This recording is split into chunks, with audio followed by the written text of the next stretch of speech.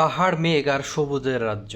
স্বাগতম আপনাদেরকে বাংলাদেশের স্বর্গ সাজেক ভ্যালিতে। আসসালামু আলাইকুম, আমি সাব্বির। আজ আমরা চলে এসেছি বাংলাদেশের সবচেয়ে সুন্দর পর্যটন এলাকা সাজেক ভ্যালি। যারা প্রকৃতি ভালোবাসে, পাহাড় আর মেঘের মাঝে হারিয়ে যেতে চান, এই ভিডিওটা শেষ পর্যন্ত দেখবেন। খাগড়াছড়ি থেকে সাজেক যাওয়ার এই রাস্তাটা নিজেই একটা অ্যাডভেঞ্চার। দুই পাশে পাহাড়, নিচে গভীর খাদ আর সামনে অসীম সবুজ।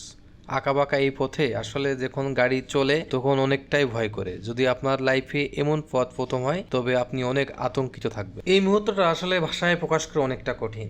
মেঘ যেন হাত বাড়ালেই ছুঁয়ে ফেলা যায়। এটাই সাজেক, প্রকৃতির এক জীবন্ত চিত্রকর্ম। আসলে এখানে যদি আপনি না আসেন, আপনাকে আসলে ওইভাবে বোঝানো যাবে না যে এটা আসলে কতটা সুন্দর। সূর্য যখন পাহাড়ের আড়ালে হারিয়ে যায় তখন সাজেক আরো বেশি মায়াবী হয়ে ওঠে। মানুষ এই সূর্য অস্ত দেখতেও অনেক ভিড় করে।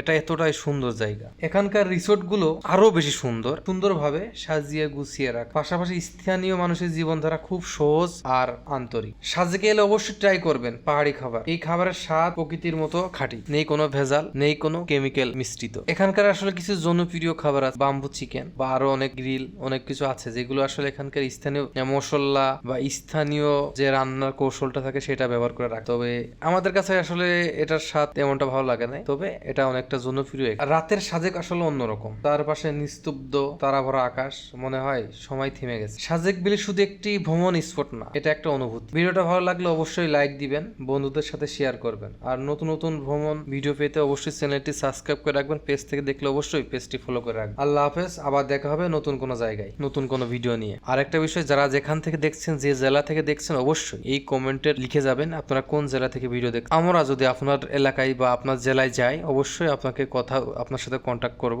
আপনাকে নিয়ে আপনার জেলা ঘুরে দেখবো, এমনকি আপনাকে একটি সিনেমাটিক ভিডিও করে দেওয়ার জন্য সাহায্য করব। ধন্যবাদ সবাইকে। আসসালামু আলাইকুম।